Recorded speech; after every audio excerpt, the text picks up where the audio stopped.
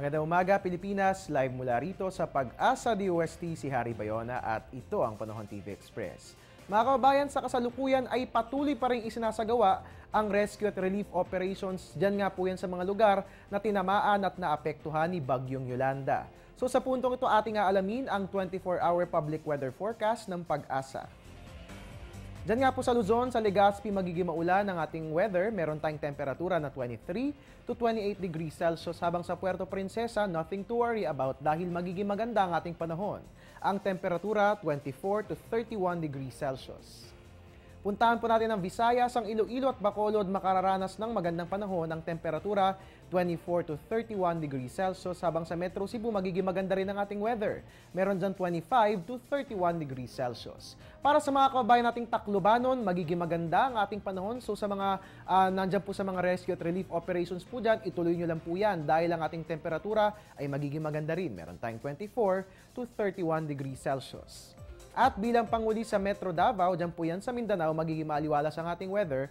25 to 33 degrees Celsius ang temperatura. Sa Zamboanga, magiging maganda rin ang ating weather, kaya nga lamang paghandaan po natin ng isolated rains and thunderstorms. Ang ating temperature, 24 to 33 degrees Celsius. At bilang panghuli, sa Cagayan de Oro, fair weather po tayo dyan. Ang ating temperatura, 25 to 32 degrees Celsius.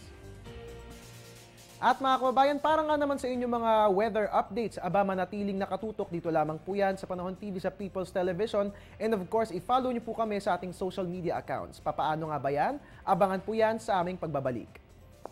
Teng, ang package. Ma'am, sabi ng Air 21 on the road na.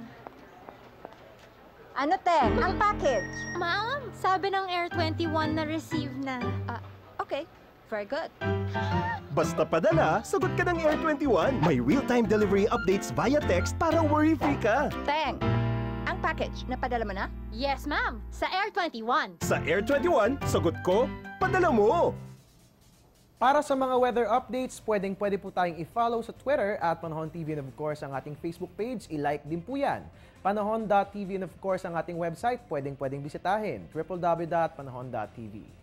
Ang tabayanan pong susunod kong ulat panahon mamayang alas 9 ng umaga, dito lamang po yan sa Panahon TV Express, kung saan walang pinipiling panahon ang pagbibigay impormasyon. At your service po ni Weatherman, Harry Bayona, nagpapaalalang tiwala lang. May tamang panahon ang bawat pagkakataon. Magandang umaga.